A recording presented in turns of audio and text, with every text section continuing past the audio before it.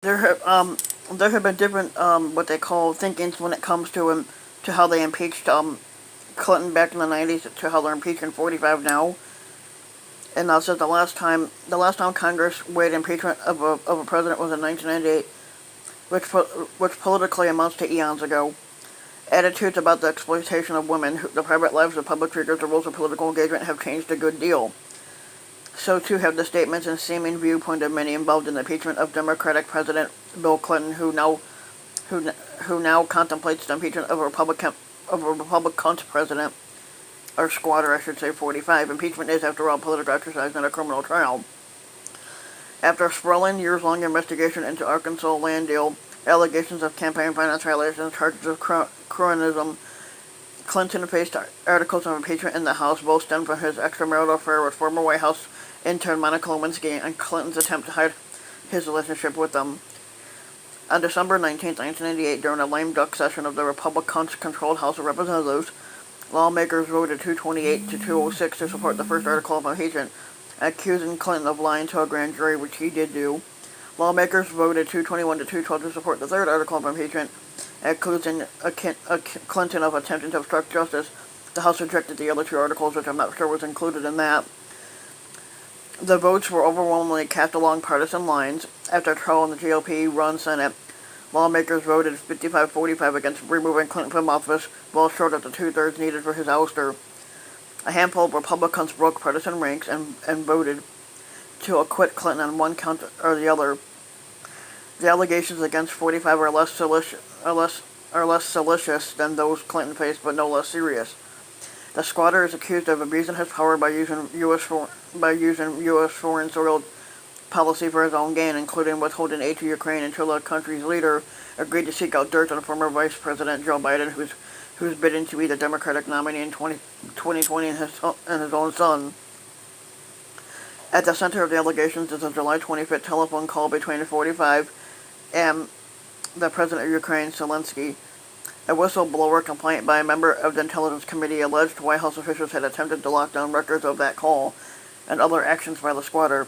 So far, where lawmakers stand on impeachment 45 depends on where politically they sit. Democrats are charging ahead. No Republicans has come out in favor. Here's what 8 lawmakers in office during the impeachment of Clinton have to say now that they're judging 45 compared to their statements back then. First one is Joe Biden. Then, as senator from Delaware, the American people don't think they have made a mistake by electing Bill Clinton, and we in Congress had better be very careful before we upset their decision and make damn sure that we're able to convince them if we decide to upset their decision. That decision is to impeach him was based on principle and not politics. Now it's a tragedy for this country that our squatter put personal politics above his sacred oath. This is talking about Cheeto. He has put down political interests over our national security interest, which is bolstering Ukraine against Russian pressure. It is an affront to every single American and the founding values of our country. This is not a Republican issue or a Democratic issue. It is a national security issue. It is a test of our democratic values. Now the next one is dumbass Lindsey Graham.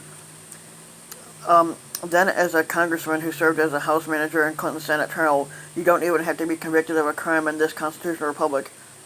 If this body determines your conduct as a public official is clearly out of bounds in your role.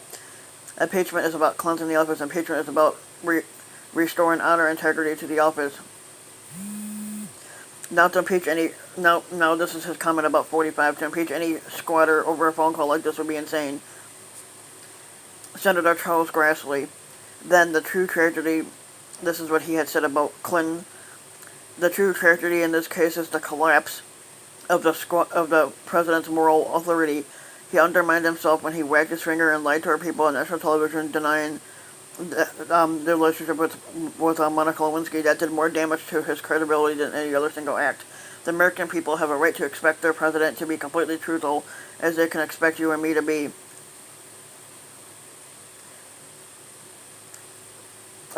This is now about 45. Unfortunately, instead of waiting to learn the facts about reviewing that transcript or hearing from the whistleblower, Democrats have moved straight to starting an impeachment process. Democrats have been searching for any reason to impeach 45. since his inauguration because they couldn't accept the results of the 2016 election. No, that's not what it was. 45 did not win fairly. We already knew that, and he's never been truthful. So, Senator Bitch McConnell. Then our nation is indeed at a crossroads. We will pursue the truth. We will pursue the search for truth, or we will dodge, weave, and evade the truth, which is what you get. Which is what you're doing with 45. You're dodging, weaving, and evading the truth.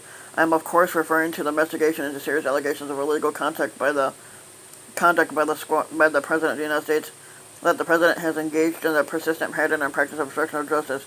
The allegations are grave. The investigation is legitimate and is ascertaining the truth. The whole truth and nothing but the unquantified evasive truth is absolutely critical. Now this is what he's saying about 45. Instead of working together across party lines and legislation to help American families and strengthen our nation, they would descend even deeper into their obsession with relitigating 2016. This rush to judgment comes just a few hours after 45 offered to release the details of his phone conversation with President Zelensky. It comes despite the fact that the committee-level proceedings are already underway to address the whistleblower allegation through a fair, bipartisan, and regular process. It simply confirms that the House Democrats' priority is not making life better for the American people, but their nearly 3-year-old fixation on impeachment. It says Republican Steve Chabot. No person stands above the law. All Americans, no matter how rich, how powerful, how well connected, should be held accountable for their actions. Every American must be held accountable. That's what I say about 45. I have an obligation to the people, and now this is what he's saying about 45. I have an obligation to the people of the 1st District of Ohio to stop this misuse of congressional power to advance a partisan issue. I will rigorously oppose this impeachment sideshow because I believe that in the people's house we should be focused on doing the people's business. Republican Jim Sensenbrenner.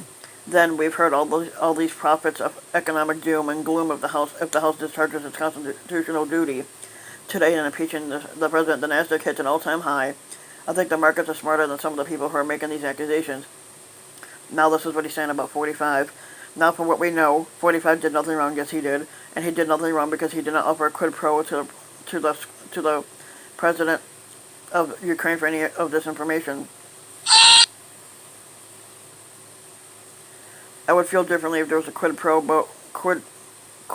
quo involved on that, but really to find out if Hunter Biden and Joe Biden's almost violated the foreign corrupt practices. I don't think there's anything wrong with that. Asking the new president of Ukraine, who ran an anti-corruption platform, to look into that, I do not think that was out of bounds. Yeah, technically that was out of bounds, him asking for that. But really about it, but yeah. So people are just having different theories.